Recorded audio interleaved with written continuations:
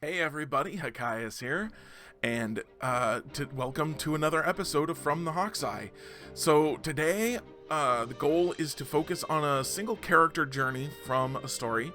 I'm hoping to do a lot of videos like this because, as you know, my focus is always characters in stories, and I think if you watched my last From the Hawk's Eye, you'll know that I think that stories should be driven by characters. So if you have good characters and good character arcs, then good stories will naturally arise from that. So if you like it, if you like this, please do let me know so that I don't just give up in a fit of existential despair. So the nature of this sort of thing is to really focus on interesting characters with well-written arcs, because less interesting characters or poorly written arcs don't give me as much to talk about, but maybe I'll do some of those too. But I am very excited to start this project because this episode is going to focus on a character that has long been a favorite of mine, but who has something of a bad reputation among the fan base for his game. So hopefully this video is going to give you some new context into the character. I know that while I was researching it, I actually found a better way to verbalize some of the things I'd been thinking before, and I found just all kinds of information that made me realize that the character was actually even better, and the arc was even more interesting than I had originally thought. So you're probably dying to know, or not, because it's in the title of the video, but this video is of course about Terra from Kingdom Hearts, primarily Kingdom Hearts Birth by Sleep. So Kingdom Hearts is often mocked for its overly complex and sometimes bizarre storylines, and it's fair.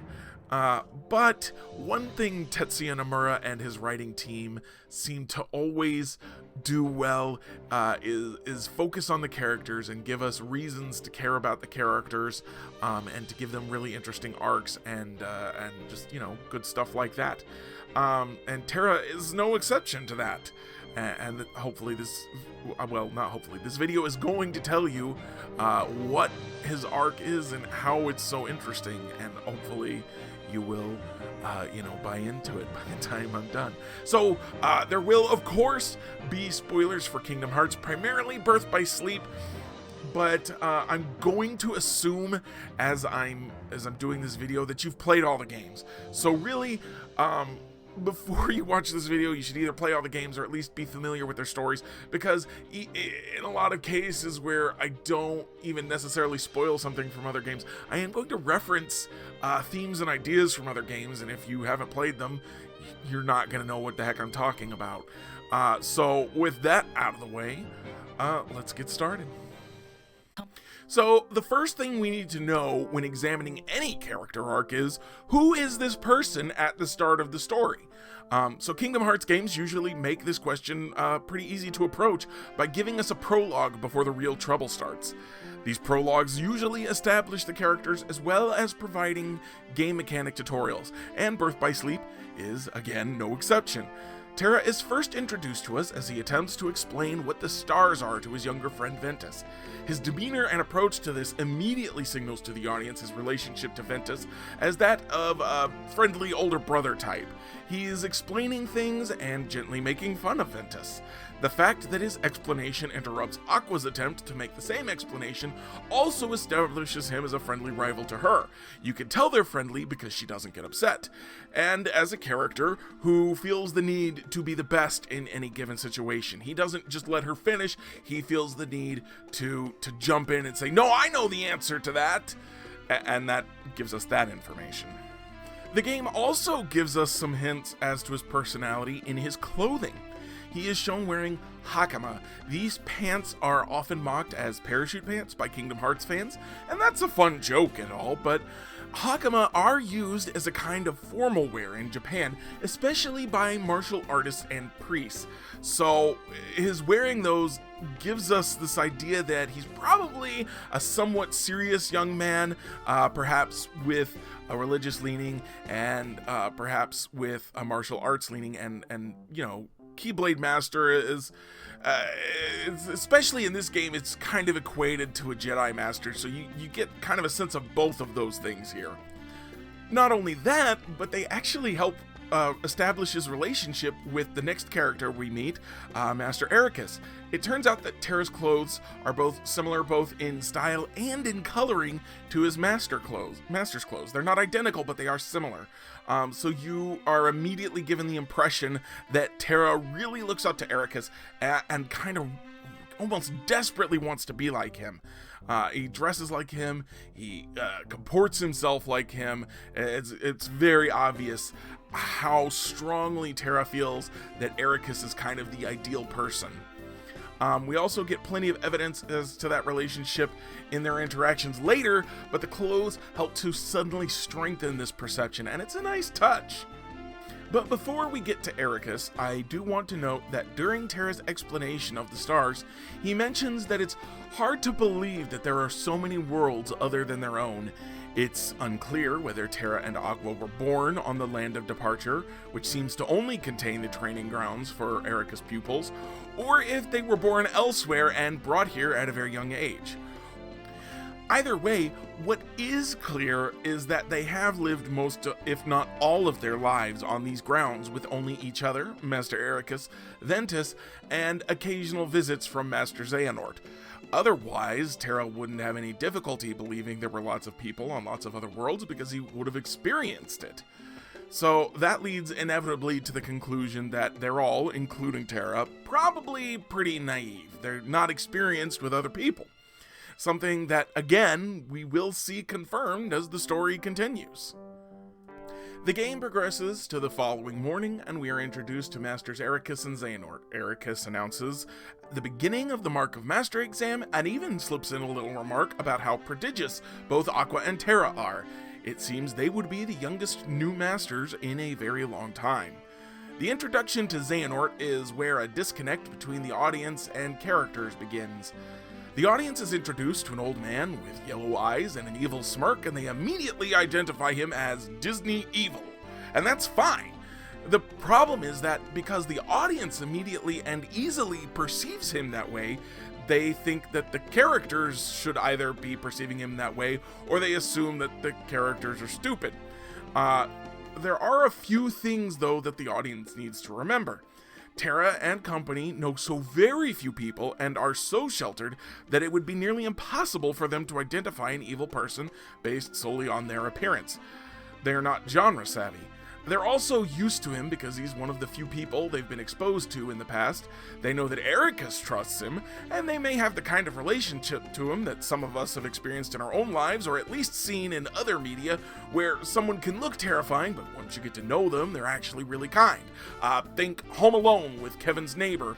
It could be that despite his evil appearance, Xehanort has always been kind to them, and they were naive enough not to see through it. And finally, when the audience is shown his evil smirks, no one else is looking at him. The characters simply don't have the context we do to assume that he is evil. This bit of foreshadowing was probably a bit overdone by the writing team and the animation team. It might have been better to save revealing just how evil he was until later in the story to keep the audience on the same page as Terra, Aqua, and Ventus, but this can be worked around by savvy audience members who are willing to make the effort. Anyway, so that's a wealth of information about Terra. He's a serious, talented, driven young man. He has strong friendships with two people near his own age, and greatly admires his own mentor to the point that he dresses and carries himself like the man. This all adds up to paint the picture of someone who wants to succeed so desperately he can taste it. And then the story, or really Master Xehanort, puts him in a position where he doesn't know what the rules or goals are and tells him to just excel.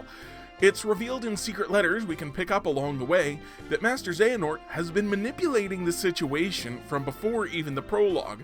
The Mark of Mastery exam had apparently fallen out of favor, but he suggested it to Ericus as a way to ensure that Aqua and Terra really were ready to don the titles of Master. Then he manipulated events during the exam to put as much stress on Terra as possible, and Ericus, as oblivious to Xehanort's machinations as anyone, allows this to happen. So, during the exam, we learn one more thing about Terra before the story really kicks into gear. That he has some darkness in him. Even though he immediately quashes it, it's enough to make his darkness-phobic mentor reject him. Terra, who has spent his entire life striving to live up to the ideals of his master, and has likely always found an approving look waiting for him on said master's face, suddenly finds a look of disgust instead. This isn't even just a failure of his dreams, it's a failure of everything he's ever known. It's not like there are plumbers or dancers on this world. There's literally nothing for him to do if he can't become a Keyblade Master. And Terra has just been told by the person he admires most that he isn't good enough to achieve that. It's hard to overemphasize how deep a cut this is to him, as a failure to achieve a planned goal, as a rejection from his master, and as it leaves him entirely aimless. It doesn't help that this thing that cost him everything was inside of him the entire time, but he doesn't know where it comes from, or why, or what to do about it. It's ruined everything, and it defies all of his attempts to understand it. So one thing I think that is extremely important to acknowledge right here to understand Terra's story is that I don't know that a lot of people consider that Ericus is not a good guy. He's not even a misguided one or a good guy who's also a jerk. If Ericus had been less bigoted about the nature of darkness and better prepared Terra for the possibility that he might have some and what to do if he did, none of what comes next could have ever happened. And that's to say nothing of some of Ericus' later actions that we'll get to in a bit. But I really can't stress this enough. Ericus failed Terra because of his deep flaws, not the other way around.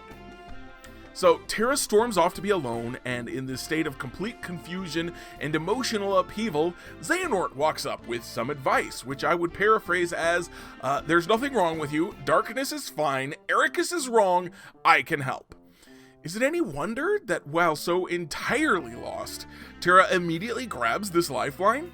Xehanort then immediately takes off without telling anyone where he's going. Ericus finds out about the Unversed and tells Terra about them, and that Xehanort isn't answering his calls. He sends Terra and Aqua out separately to deal with these problems, and suggests to Terra that if he does a good enough job, maybe Ericus will like him again. Terra, overeager to get back in his master's good graces, and also curious about what help Xehanort might be able to offer in dealing with the darkness if he can find him, accepts this mission and hastily departs. So, now we know who Terra is, where he is at the start. The next important questions to ask are, what does he do next? Why does he do what he does? And where do these actions take him? And that's where we get to the meat of the story. From this point, the story is broken into roughly 3 sections as far as Terra's arc goes. Maybe 4, depending on how you look at it. So it goes offering the bait, setting the hook, reeling him in. So the first world Terra comes across after he leaves the land of departure, is Enchanted Dominion, home to Princess Aurora and Maleficent. By the time Terra arrives, Xehanort has already been and gone. Before the missing master left, he relayed some information to Maleficent about Pure Hearts, which sets up the events of Kingdom Hearts, but it also sets her up to deal with Terra now as well. The key information she gains from Xehanort is that she needs hearts of pure light, and hearts can only be freed by someone wielding the power of the Keyblade. After convincing Terra she means well, she leads him to check on Aurora. She changes her tone immediately and begins trying to convince him to steal Aurora's heart for her. However, Terra successfully resists her.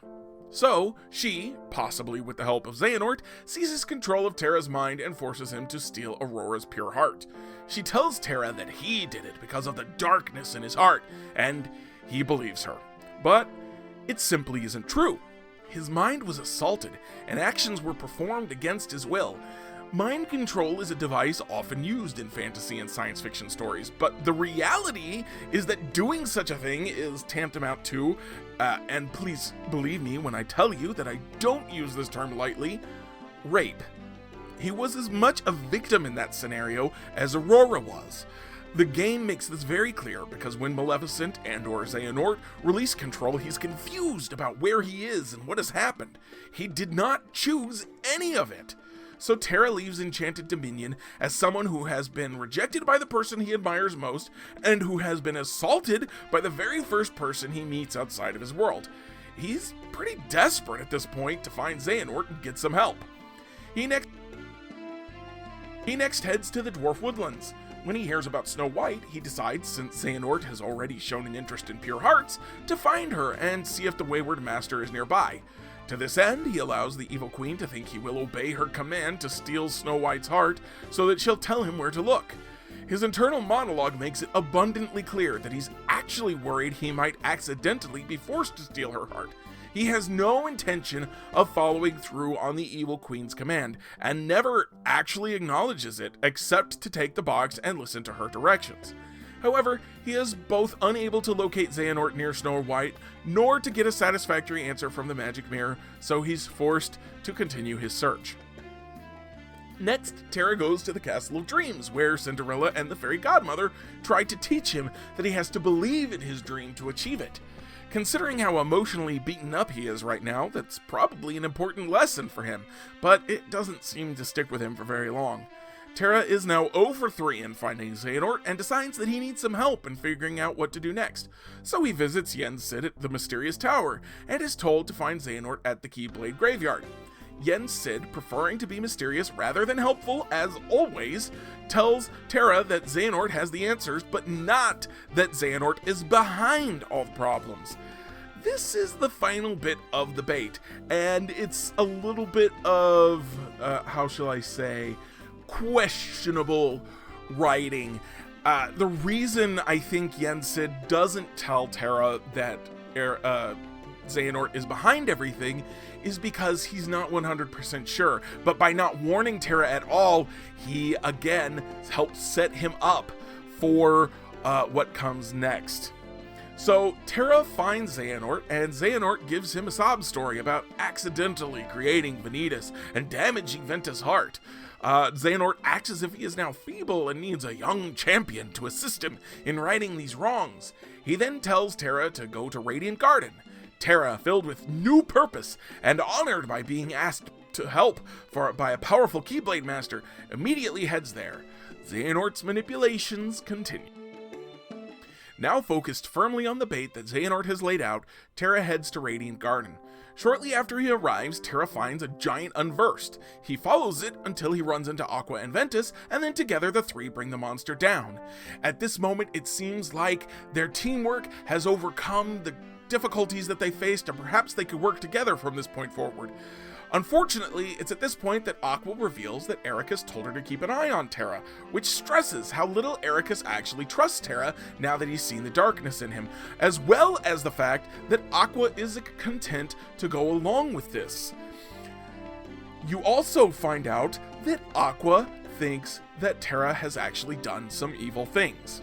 You see, Aqua ran into Maleficent as well shortly after Terra did, and she listened when the evil fairy claimed that Terra stole Aurora's heart.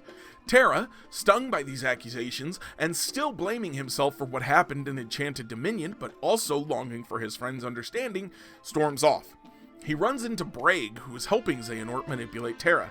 Together, the two of them trick Terra into losing control of his darkness for the first time in order to allegedly rescue Xehanort, whom Braig had supposedly kidnapped. Remember that Terra is in a really bad place because of Ericus, Aqua, and the previous manipulations of Xehanort. So at this point, he's pretty firmly in Xehanort's clutches, but he has not yet lost enough to the darkness for Xehanort to use for his end goal. So Xehanort allows him to continue searching for Vanitas. The hook has been set. So the next few worlds don't actually do much for Terra's arc. Really, this period of time is just happening while Xehanort waits to set things up with Aqua and Ventus so that he can enact his final goals. However, Nomura uses this time, and the writing team use this time in order to remind us, and Terra himself, of who he is, while Xehanort does his stuff. So in Disney Town, Terra begins to realize that there may be a way to use the darkness without completely giving in. Or at least that's what he seems to say after participating in the Disneytown races and being force-fed the moral that he doesn't have to bend the rules to win. In Olympus Coliseum, we're reminded that Terra, despite possessing darkness, is still a strong force for the light. Hades attempts to trick him into losing control of his darkness so that Hades can use him, but finds it incredibly difficult and ultimately decides to give up. Terra's just too strong and too unwilling to give in. In deep space, Terra remembers how extremely important his friends are to him, even if they've upset him recently. And in Neverland, Terra shows us all that he's still got at least a shade of that big brother wisdom he showed off at the beginning of the game. Yes, he's tricked by Captain Hook into protecting pirate treasure because he wants to believe that Hook's description of Peter Pan is actually Vanitas. But that's just a thing someone who runs down every lead, no matter how unlikely it is, was bound to do. Remember that while we know Captain Hook is a villain, Terra hasn't seen the movies, and his introduction to him was as a victim of an unversed attack. When you add in how sheltered he was before this journey, it's easy to see why he didn't jump to the immediate conclusion that Hook was a villain. Terra certainly does his part to help out the forces of good once he realizes he's been duped. But the most important part of Terra's story on this world is when, after they lose the pirate treasure they'd attempted to steal, he suggests to the Lost Boys that they fill the treasure chest with things that actually matter to them. It's the sort of thing a wise older brother would suggest, and reminds us that that's the person Terra was before all this stuff started happening. This all, at first blush, might seem unimportant, but it's actually kind of important to what happens next. Terra leaves Neverland to continue his search for Vanitas when he notices a bright light. He lands at Destiny Islands and he meets Riku.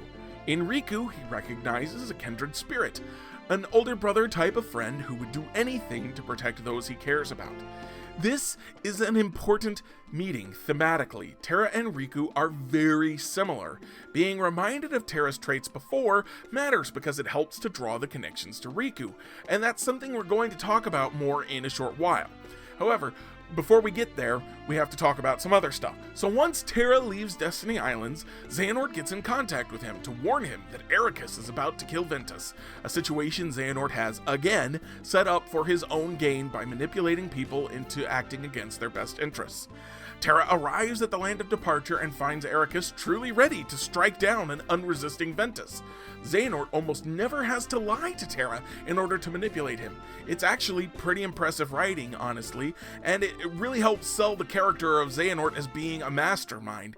He's so on top of things that he can tell people the truth and they still do what he wants. Terra asks his erstwhile master what on earth he thinks he's doing, and Ericus replies that if Terra won't get out of the way, he'll kill him too. Except he doesn't use the word kill because apparently that's not allowed in Kingdom Hearts for some reason. Anyway, Terra fights a desperate battle to protect Ventus, but Ericus is strong. Terra, given no other choice he will accept, unleashes his inner darkness in order to defeat his former mentor. He stops short of killing his old master, though, and immediately regrets what he's done, even though it was necessary to protect both his own life and that of Ventus.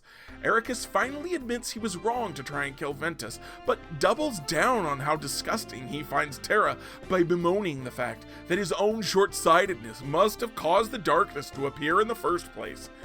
This is an actual abuse tactic I've witnessed before, where the parent or a parent figure sees something in the child they don't like and makes the child feel even guiltier for it by going on and on about how they must have failed the child if the child has that thing.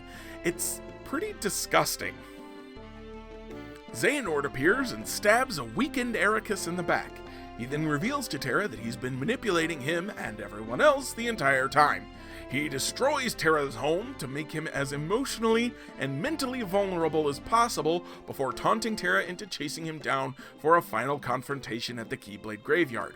Before that can happen, Terra runs into Aqua and Ventus again, and Aqua again refuses to support Terra because of how he's different from her, and without trying to understand his perspective.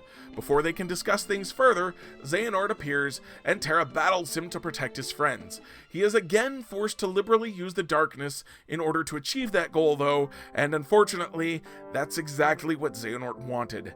Using so much darkness without control gives Xehanort an opening to possess him, and so Terra remains aware of, but unable to control his body's actions from that point until nearly the end of Kingdom Hearts 3. A true nightmare scenario. So we ask ourselves, when we've reached the end of the story, was it satisfying, and did it work? The answer in this case is overwhelmingly yes.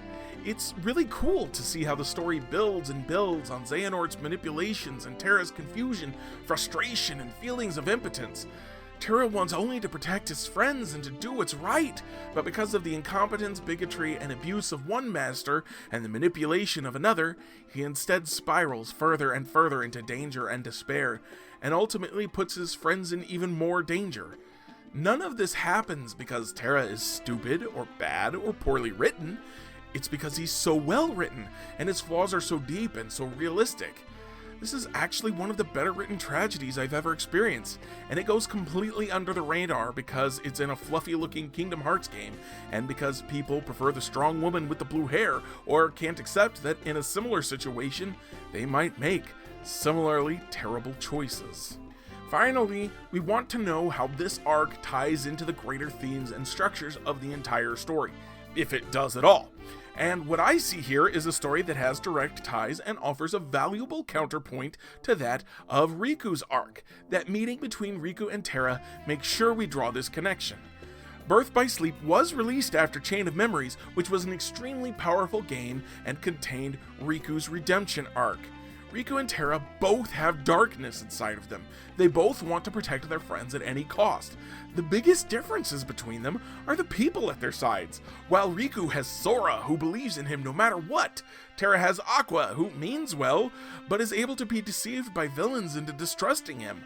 While Riku has Mickey and Naminé working together to help him learn to believe in himself, Terra has Ericus, who abuses and rejects him, and Xehanort, who manipulates him.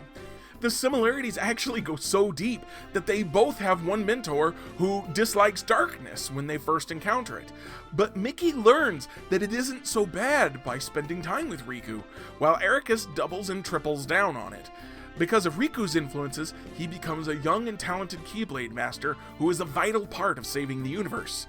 Because of Terra's influences, he is forced to watch helplessly as his body is used to nearly destroy the universe multiple times before he is eventually rescued. Ultimately, I'd say that if you're looking for a moral in Terra's story, you have to realize that looking at his actions is looking in the wrong direction. The real moral of the story is in the actions of those around him.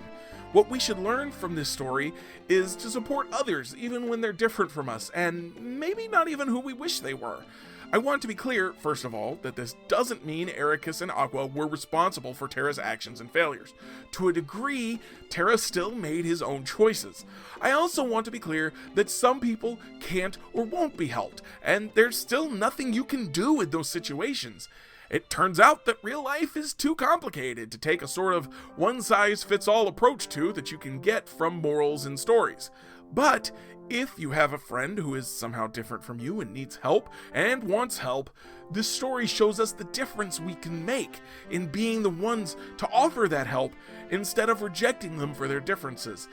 And of course, that all ties back to the main theme of the series, which has been accurately summed up by the main protagonist, Sora, as, "My friends are my power!" None of us get through this life alone. We all rely on each other for support. And this story shows us how powerful that help can be. So that's a deep dive into Terra, and why his character arc speaks so much to me. I hope you enjoyed it and or found it educational. Please do let me know what you thought of this video, and also what other characters you might like to see me give this kind of treatment to in the future. Let me know that in the comments below. I do already have some similar plans for other Kingdom Hearts characters, because not only is this a game series that I love, that has some beautifully written characters, but I also know where to get the cutscenes really easily and, you know, brush up and do some research to make sure I get the best information to you when I do these kinds of videos.